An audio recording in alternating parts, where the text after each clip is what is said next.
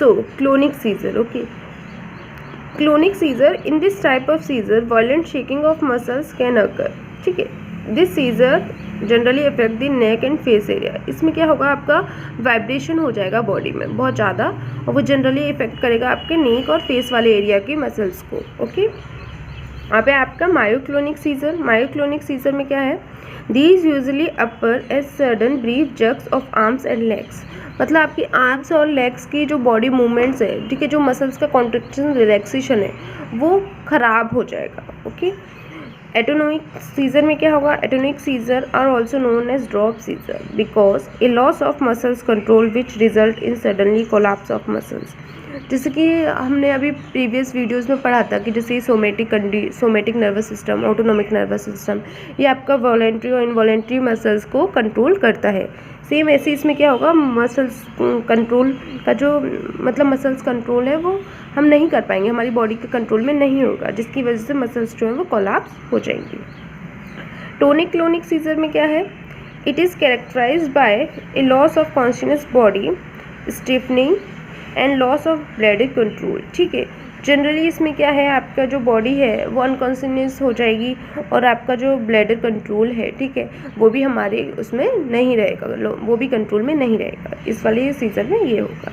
फिर आपका आता है the other two types of epilepsy are as follows. Generally main दो ही हैं, जनरलाइज्ड और फोकल, बट उसके अदर भी है, वो है आपका स्टेटस एपिलेप्टिक्स। इसमें क्या है, ये जनरली ऐसे होते हैं जो कि 5 मिनट्स तक कंटिन्यूस आपको सीजर एपिसोड्स रिकर होते रहते हैं, रिकरिंग एपिसोड्स होती रहती है सीजर की 5 मिनट्स तक। अनक्लासिफाइड एपिलेप्टिक सीजर में क्या है, ये जनरली मोस्ट कॉमनली ये बच्चों में, जो बहुत छोटे बच्चे होते हैं उनमें अकर होते हैं, ठीक है। अब आपके आते हैं sign and symptoms. Sign and symptoms of epilepsy हैं आपके, लॉस ऑफ अवेयरनेस, मतलब आपको कुछ पता नहीं रहता क्या चल रहा है क्या नहीं चल रहा। डिस्टर्बेंस ऑफ मूवमेंट, आपकी बॉडी का जो मूवमेंट्स है वो डिस्टर्ब हो जाता है, ठीक है। आपका वॉकिंग स्टाइल चेंज हो जाता है, ठीक है, आपके बॉडी के मूवमेंट्स चेंज हो जाते हैं। आप खाना खा रहे हो, आप कोई वर्क कर रहे हो, वो अलग तरीके से हो रहा है। आप नॉर्मल इंसान से कंपेयर करोगे तो वो कुछ ना कुछ डिस्टर्बेंस आपकी बॉडी में, मतलब आप खुद ही आइडेंटिफाई कर सकते हो। अगर कोई और इंसान आइडेंटिफाई करेगा नॉर्मल और एक जिसको एपिलेप्सी एपिसोड्स आते हैं उसमें, तो डिस्टर्ब खुद ही वो समझ सकते हैं। सेंसेशन का लॉस हो जाएगा, एंजाइटी आपकी प्रॉब्लम रहेगी, स्ट्रेस टू मच स्ट्रेस रहेगा, आपको नींद कम आएगी। तो ये सारे जनरली सिम्टम्स है एपिलेप्सी के, ओके। अब आता है pathophysiology of epilepsy. Pathophysiology of epilepsy में क्या है, it exist the balance between excited and inhibition of the neurotransmitter in the area of CNS and its pathway are maintained by ACH, acetylcholine and GABA neurotransmitter।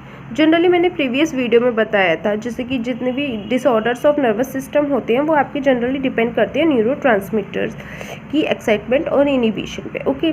Same ऐसे ही what is neurotransmitter, neurotransmitter आपके ऐसे chemical messenger होते हैं जो कि आपके release होते हैं, वो रिलीज़ होकर पर्टिकुलर साइट पे बाइंड होते हैं जो पर्टिकुलर एक्टिविटी शो करते हैं, ठीक है। तो ACH और GABA जो आपके न्यूरोट्रांसमीटर हैं उनके बीच में बैलेंस नहीं रह पाएगा, ठीक है, मतलब कि एक्साइटेटेड और इनिबिशन वाला बैलेंस डिस्टर्ब हो जाएगा, जिसकी वजह से आपका जो एपिलेप्सी एपिसोड्स हैं वो अकर होंगे, ठीक है।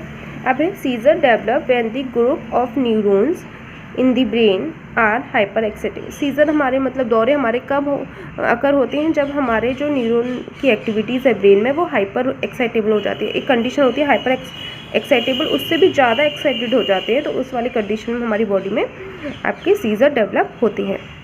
It usually happen in 2 phases.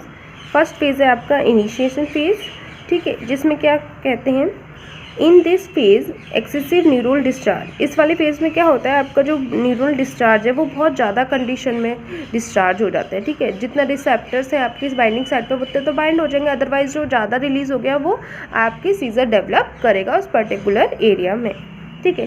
Second condition है low sodium level in the brain.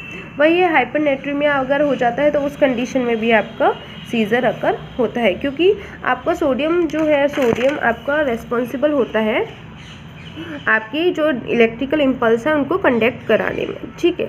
अब जो इम्पल्स हैं वो आयंस के थ्रू ही तो जनरेट होती है, तो आपका सोडियम भी एक इलेक्ट्रोलाइट है, ठीक है।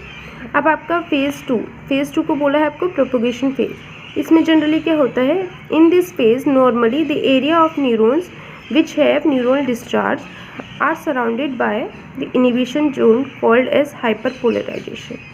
वही है, इसमें जनरली आपका इस वाले फेज़ में ये डिस्क्राइब किया है कि आपकी जो मतलब नर्व इम्पल्सिस का पाथवे है वो चेंज हो जाएगा, ठीक है, मतलब एक्टिव पोटेंशियल जनरेट हो जाएगा। Active potential means hyperpolarisation condition आपकी जनरेट हो जाएगी, जिसकी वजह से भी आपका सीजर हो सकते हैं। हाइपरपोलराइजेशन मतलब उस वाले एरिया पे ज़्यादा ही एक्टिविटीज़ हो रही हैं। हाइपरपोलराइजेशन जनरली मैं बताती हूँ आपको एक्टिव पोटेंशियल जनरेट करता है। एक्टिव पोटेंशियल मीन्स जो आपका पाथवेज है नर्व इम्पल्सिस का, ठीक है, उसमें चेंजमेंट आ जाए। जनरली नॉर्मल पाथवे है बट उसमें चेंजमेंट आ जाता है तो आपका एक्टिव पोटेंशियल जनरेट करता है।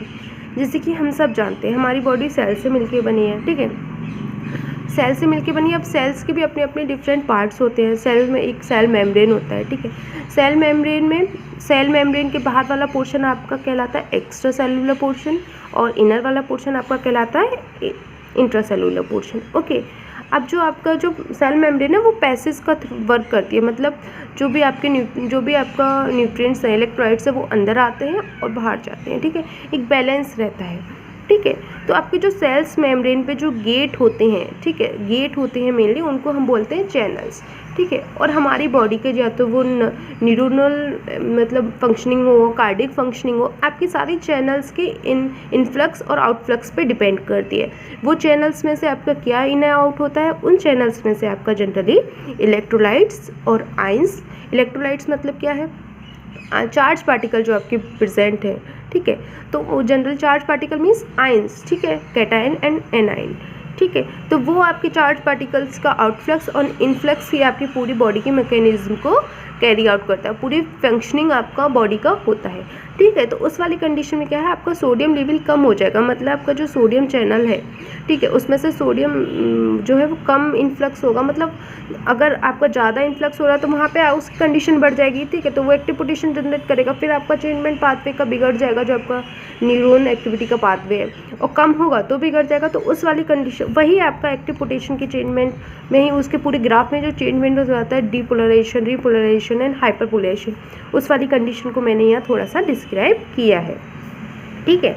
फिर आपका आता है सो in this condition prevent the excessive neuron discharge to other parts of the brain, but due to some abnormality in the brain such that low sodium level hyperpolarization are depolarized। वही condition है कि आपका जो पूरा mechanism work करती है, ठीक है, इनफ्लक्स और आउटफ्लक्स सोडियम वाले उस पर, वो कंडीशन आपकी डिस्टर्ब हो जाती है, जिसकी वजह से आपकी इलेक्ट्रिकल इम्पल्स की जो पाथवे है वो डिस्टर्ब हो जाता है और जिसकी वजह से आपके सीजर डेवलप हो जाते हैं, ठीक है। सेकंड कंडीशन क्या हो सकती है, सीजर सेकंड कंडीशन में डेवलप होते हैं, वो कौन सी है, second condition is cause due to any type of brain injury can occur. अगर आपका कहीं एक्सीडेंट हो जाता है, उसमें आपका ब्रेन का कोई पार्ट इफेक्ट हो जाता है,